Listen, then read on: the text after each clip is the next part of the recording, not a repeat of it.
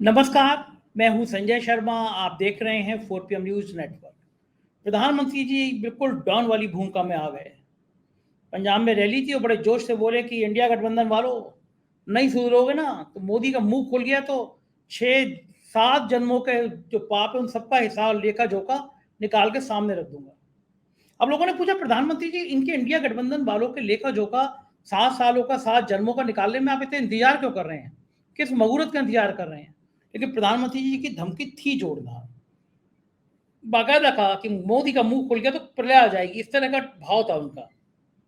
लेकिन फिर जनता ने पूछा कि चुनाव की आखिरी रैली थी, पूरा चुनाव निकल गया, अब आखिर में इतना जोश प्रधानमंत्री को क्यों आया या इतना गुस्सा क्यों आया?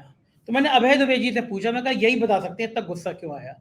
आप जानते हैं रोज शो करता हूँ, देश के बहुत बड़े पत्रकार हैं अभय दुबे जी, रोज एबीपी चैनल पे आप उनको देखते हैं, मेरे साथ भी एक वो शो करते हैं। तो मैंने आज उनसे बहुत विस्तार से बात करी कि अगर सीटें कम आती हैं तो संघ की रणनीति क्या होगी, गडकरी क्या करेंगे, राजनाथ सिंह क्या करेंगे, योगी आदित्यनाथ का क्या रोल होगा। सारी बातें अभय दुबे के इंटरव्यू के साथ है। चलते हैं अभय जी के पास। उससे पहले रिक्वेस्ट आपसे, चैनल को ज्वाइन कीजिएगा, सब्सक्राइब करिएगा। चलते हैं अभय जी के पास। 4 PM न्यूज नेटवर्क पे स्वागत है अभय दुबे जी आपका।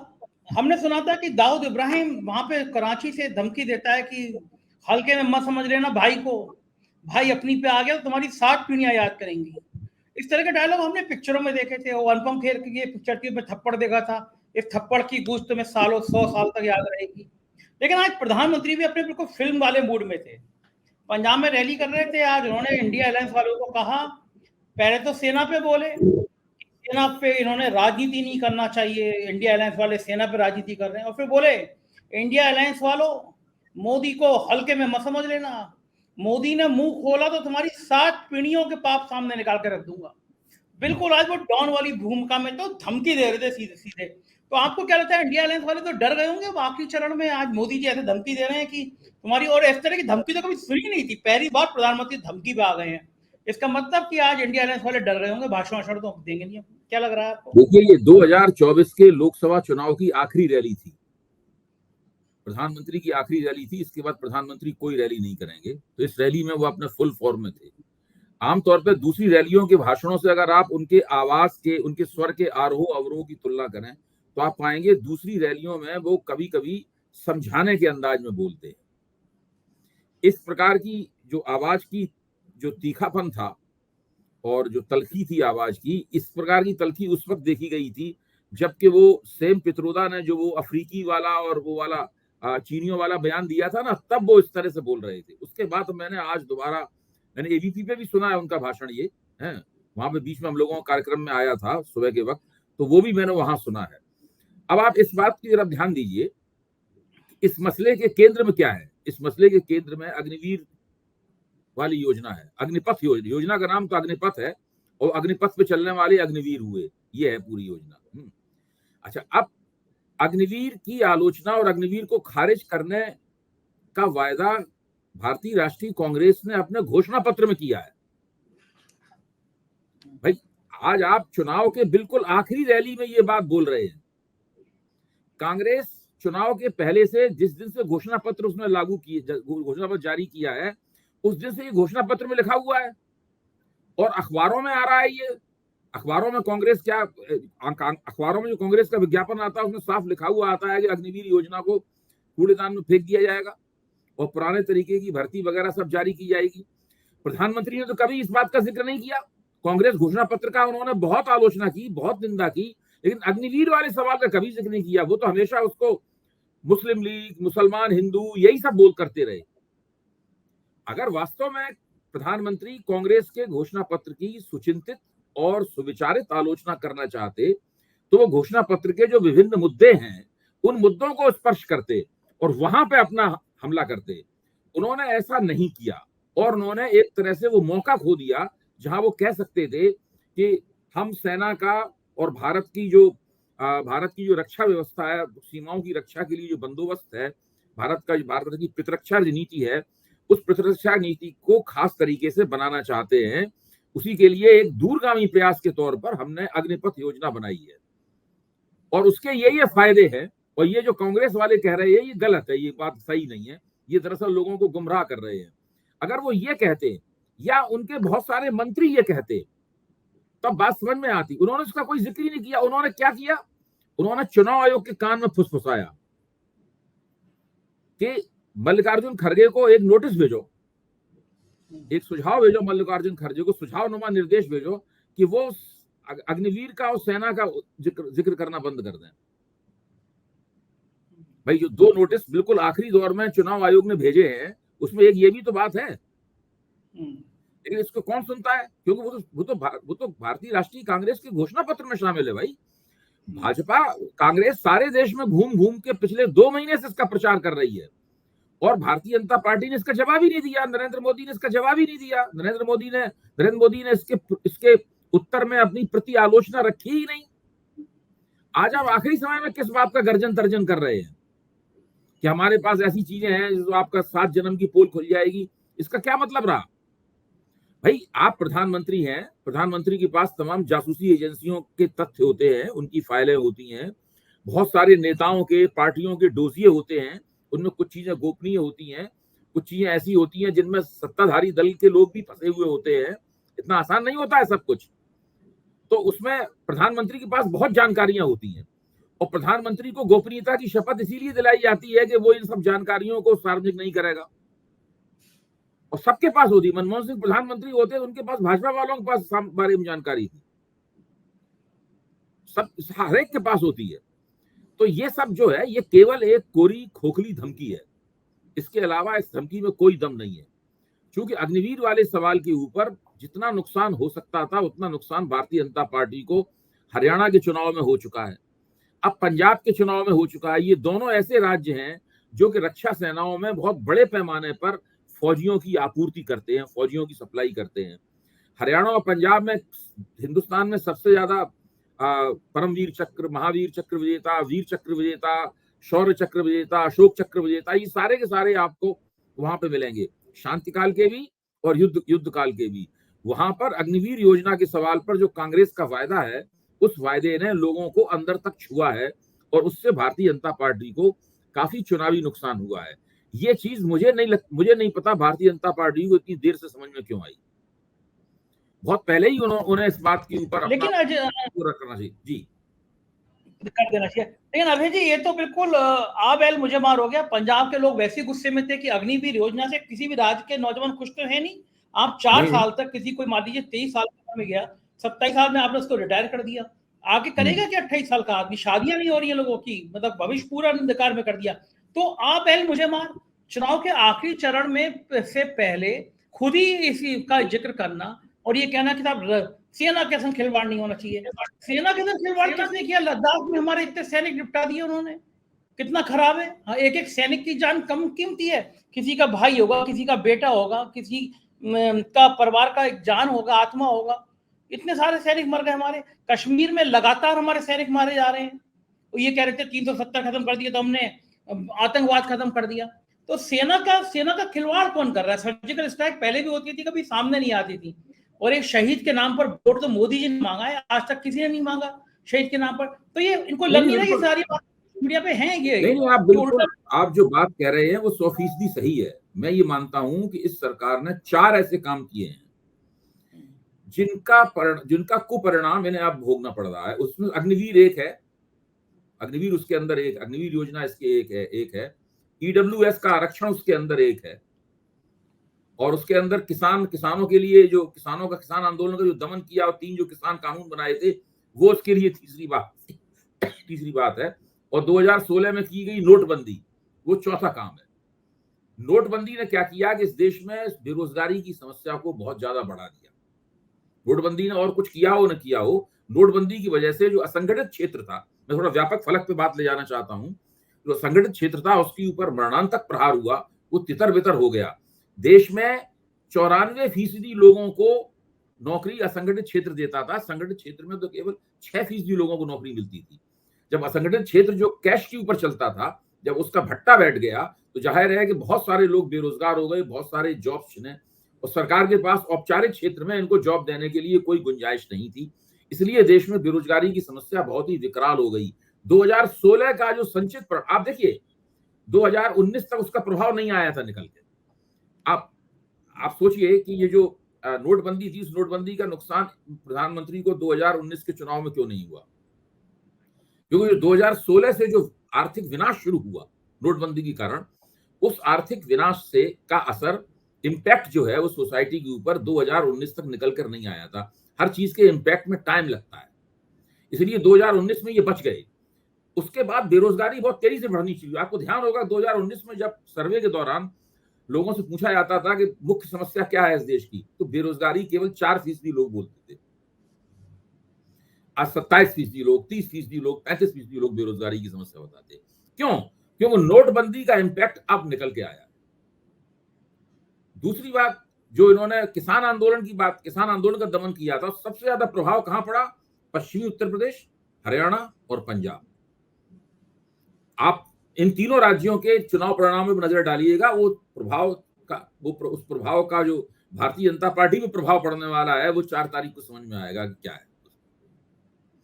और ईडब्ल्यूएस का प्रभाव पड़ रहा है दलित वर्ग के ऊपर, अति पिछड़े के ऊपर और पिछड़े के ऊपर।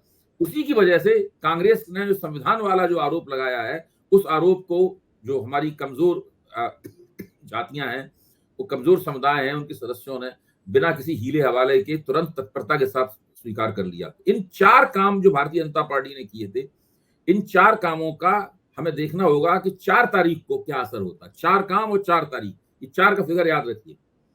ये देखना पड़ेगा कि 4 तारीख को इसका असर क्या होता है। अगर इसका असर कोई नहीं होता है, कोई खास असर नहीं होता है, तो मोदी जी को खूब वोट मिलेंगे। और इसका असर अगर होता है, तो मोदी जी की जो हिंदू एकता जो उन्होंने पिछले 10 साल में बनाई थी, वो हिंदू एकता भंग होती हुई दिखाई पड़ेगी। बिल्कुल ठीक बात है। लेकिन सबसे ज्यादा बड़ा सवाल यह है कि देश में सबसे ज्यादा दलित बिरादरी जो है वो पंजाब में रहती है। वहां पे संविधान का मुद्दा चल ही रहा था, क्योंकि मुझे लगता है संविधान का मुद्दा एक ऐसा मुद्दा है जो पूरे देश में चल रहा है, दलितों के बीच में बहुत संचार हुआ है। अच्छा, आपको क्या लग रहा है भाई जी, ये पंजाब में उनको लग रहा था कि ये दलित वाला मुद्दा, संविधान वाला मुद्दा ज्यादा चल गया, इसीलिए कुछ सेना वेना को लेकर कुछ राग छेड़ दो? अरे भाई, पंजाब में 35% दलित है। पंजाब की जो दलित आबादी है, वो तो हिंदुस्तान के किसी भी राज्य में इतनी दलित आबादी नहीं है। 35% लोग पंजाब में दलित हैं। और 35% दलित हैं। बहुजन समाज पार्टी का जन्म उत्तर प्रदेश में नहीं हुआ था, पंजाब में हुआ था। कांशीराम उत्तर प्रदेश के नहीं थे, वो पंजाब के रमदसिया दलित थे। तो पंजाब जो है ना, वो चूंकि पंजाब में दलित आबादी बहुत, इसीलिए कांग्रेस ने चन्नी को बनाया था मुख्यमंत्री, ताकि दलित वोट पूरी तरह उनकी तरफ चला जाए। वो नहीं गया, बात दूसरी है। तो जो संविधान वाला मुद्दा है, संविधान वाला मुद्दे का सबसे ज्यादा असर तो पंजाब में ही दिखाई पड़ने वाला है।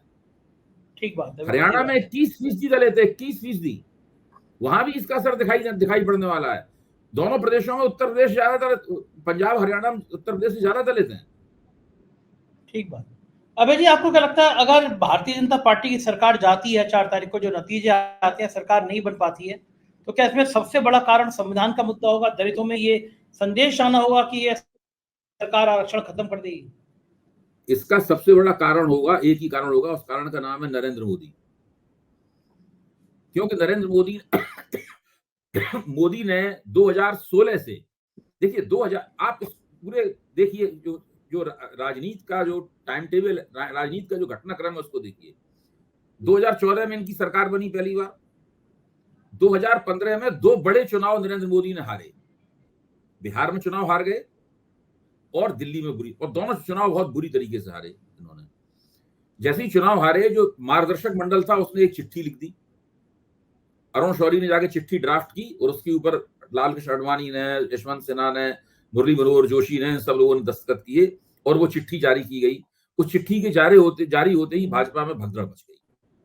उसके बाद में डैमेज कंट्रोल करने के लिए नरेंद्र मोदी ने सोचा कि बहुत कोई बड़ा धमाकेदार काम करते हैं। 2016 में, अगले साल, इन्होंने नोटबंदी की।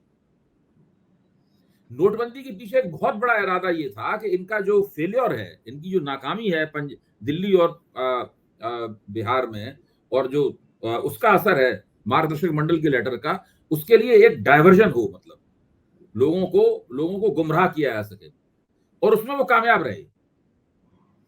2017 में इन्होंने उत्तर प्रदेश का चुनाव बहुत जबरदस्त तरीके से जीता, 350 सीटें उन्हें मिली। उत्तर प्रदेश का चुनाव जीतने के बाद फिर उन्होंने कभी मुड़ के नहीं देखा। इससे उनमें बहुत अति आत्मविश्वास पैदा हुआ और 2018 में जाके उन्होंने ईडब्ल्यूएस का कोटा ले आई है। और उसके बाद फिर उन्होंने जैसे ये आपका कोरोना का लॉकडाउन हुआ, लॉकडाउन के अंदर उन्होंने वो 3 किसान कानून बनाए और उसके बाद फिर अग्निवीर योजना ले आए। ये है पूरा वो क्रम। इसी क्रम में नरेंद्र मोदी की जीत है और इसी क्रम से नरेंद्र मोदी की हार निकलेगी। नरेंद्र मोदी का पूरा जो ये मैंने आपके सामने क्रम पेश किया है ना, इस क्रम को मेरे ख्याल से हम लोगों को ध्यान रखना चाहिए। हम नरेंद्र मोदी की जीत या हार जो भी होगी वो इसी क्रम को ध्यान में रखते हुए उसका विश्लेषण करेंगे। अच्छा, एक सवाल अभय जी अभी भी मतलब लगातार लोग मुझसे पूछ रहे हैं कि मोदी इतनी आसानी से सरकार छोड़ देंगे, क्या करेंगे अगर मान लो सीटें कम रह गई, 200 तक आ गई, 210 तक आ गई, क्या कर सकते हैं? आपातकाल लगा सकते हैं, कुछ ऐसा कर सकते हैं क्या? पहले तो उनकी पूरी कोशिश होगी कि उन्हें गठजोड़ सरकार का प्रधानमंत्री बना लिया जाए। पूरी कोशिश होगी कि भाजपा गठजोड़ सरकार बनाए और वो गठजोड़ सरकार के प्रधानमंत्री बने। अगर वो नहीं बन पाए प्रधानमंत्री तो उसके बाद फिर रिटायर हो जाएंगे। अपनी तरफ से उनकी पूरी कोशिश होगी गठजोड़ सरकार का प्रधानमंत्री बना दिया। हाँ, अच्छा, एक नीति ये भी हो सकती है, वो कहेंगे भाई हमको जनादेश नहीं मिला, हम विपक्ष में बैठेंगे। अगर उन्होंने विपक्ष में बैठना स्वीकार किया, यानी विपक्ष के नेता बनना स्वीकार किया संसद में, है, तो फिर उन्हें कैबिनेट रैंक के मंत्री की हैसियत मिलेगी और विपक्ष के नेता के तौर पर भारतीय जनता पार्टी का नेतृत्व करेंगे। उसके बाद ही कोशिश करेंगे कि साल भर में जो विपक्ष की सरकार बनी है, जो कि एक गठजोड़ सरकार होगी, उस सरकार को किसी तरह गिरा दें और फिर से भारतीय जनता पार्टी सत्ता में आ जाए। मुझे लगता है डिजाइन ये होगी इस तरह की पूरी। संघ की क्या क्या भूमिका रहेगी इसमें? संघ चाहेगा कि जोड़ तोड़ से सरकार बनाए या विपक्ष में बैठे? संघ की मंशा क्या होगी? ये अगर देखिए, अगर 200 से ज्यादा भाजपा को सीटें मिलती हैं तो राष्ट्रीय स्वयंसेवक संघ चाहेगा कि भाजपा की गठजोड़ सरकार बने, लेकिन प्रधानमंत्री उसकी मर्जी का होगा और नरेंद्र मोदी उसकी मर्जी के प्रधानमंत्री नहीं है। क्या लगता है संघ किसको चाहेगा, कौन प्रधानमंत्री बने? पुराने लोगों में से भी कोई हो सकता है और कोई नया व्यक्ति भी हो सकता है, बिल्कुल, जिसके बारे में पुराने लोगों में आपके अनुमान से गडकरी या राजनाथ सिंह भी हैं, पुराने लोगों में नितिन गडकरी हैं, यही लोग हैं पुराने लोगों में। लेकिन कोई नया व्यक्ति भी लाया जा सकता है, ऐसी बात नहीं है।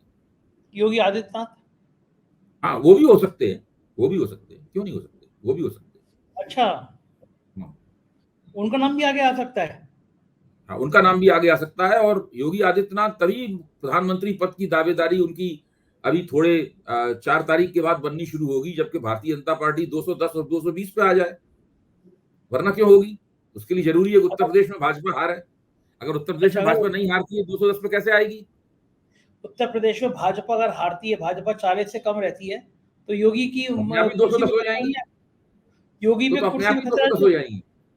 हाँ, तो योगी कुर्सी पे खतरा नहीं आएगा, विधायक विद्रोह नहीं करेंगे, क्योंकि विधायक बहुत संतुष्ट नहीं रहते योगी आदित्यनाथ से।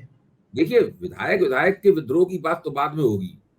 2004 के बाद कोई उत्तर प्रदेश के मुख्यमंत्री का फैसला थोड़ा होने वाला है। नहीं, मतलब 4 तारीख के बाद उत्तर प्रदेश के मुख्यमंत्री का नहीं, प्रधानमंत्री के बारे में फैसला होगा।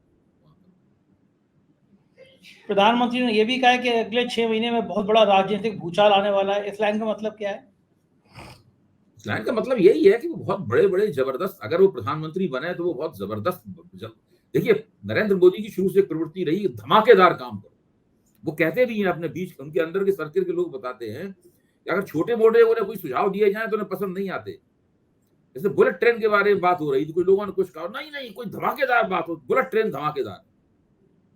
भले आज तक नहीं बन पाई बुलेट ट्रेन, उसमें कुछ नहीं हुआ बुलेट ट्रेन में, लेकिन वो धमाकेदार चीज, और वो धमाकेदार चीज उन्होंने जारी रखी है अभी भी। आप याद करिए कि 2014 में जब जीते थे तो पहली बजट में बुलेट ट्रेन को शायद 100-150 करोड़ रुपए भी दे दिए गए थे। पैसे बट्टे खाते में गए, वो पैसे बट्टे खाते में गए। नहीं, वो खर्च भी हो गए हैं बहुत से, कॉरिडोर बन रहा है, लेकिन बुलेट ट्रेन आज तक तो बन के तैयार नहीं हुई। लेकिन ऐसा नहीं है कि नरेंद्र मोदी ने उस पूरे प्रोजेक्ट को छोड़ दिया हो, वो जारी रखे हुए हो। सही बात है कि छोड़ कैसे देंगे। लोग कह रहे हैं अगर मोदी बने प्रधानमंत्री तो इस बार मंत्रिमंडल में गडकरी नहीं होंगे। मैं तो बहुत दिनों से ये बात कह रहा हूं। राजनाथ सिंह जी के भी चांसेस कमजोर हैं, गडकरी के भी चांसेस कमजोर हैं, क्योंकि फिर क्या पुरानी दुश्मनी बीजेपी के तो यही दो व्यक्ति, पुरानी बीजेपी के तो यही दो व्यक्ति रह गए हैं। इनको भी निपटा देंगे। हाँ, उसके बाद अब बीजेपी तो वैसी रही नहीं, लेकिन जो अटल बिहारी वाजपेयी की जमाने की बीजेपी थी, उस बीजेपी के दो ही नुमाइंदे तो रह गए हैं।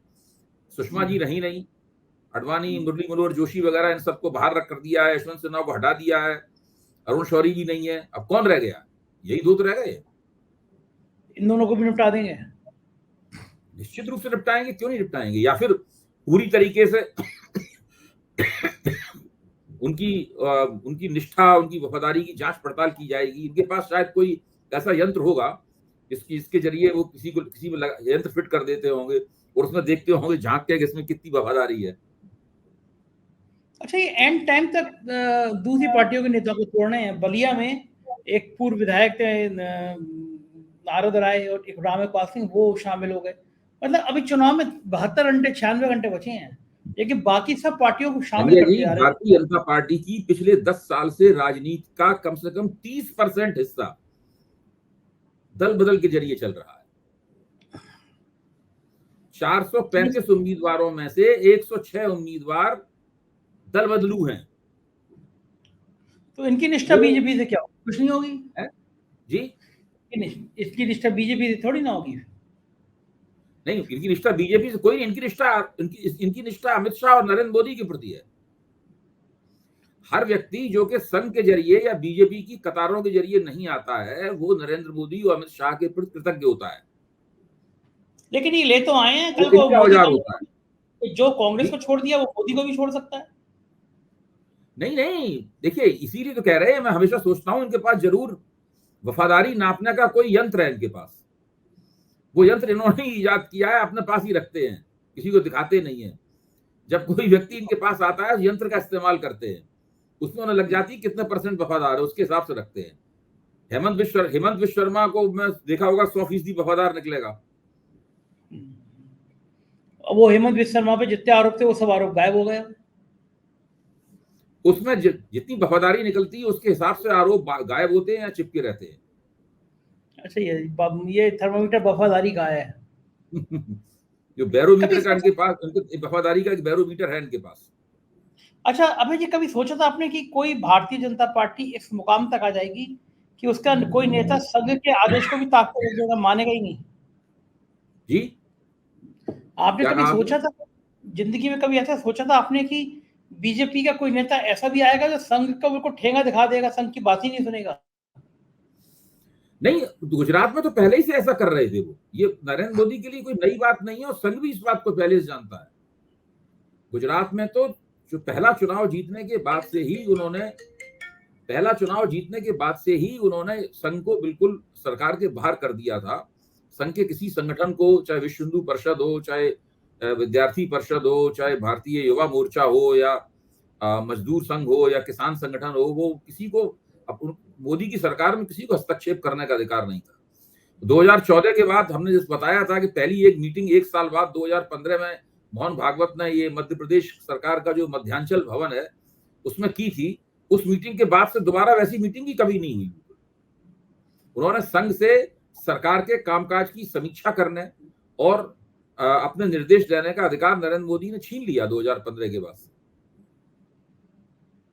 बिल्कुल ठीक बात है। एक आखिरी सवाल, भारतीय जनता पार्टी के नेता कार्यकर्ता बड़ी जोर शोर से आवाज लगाया करते थे, आएगा तो मोदी, वो आवाज इतनी हल्की क्यों पड़ गई?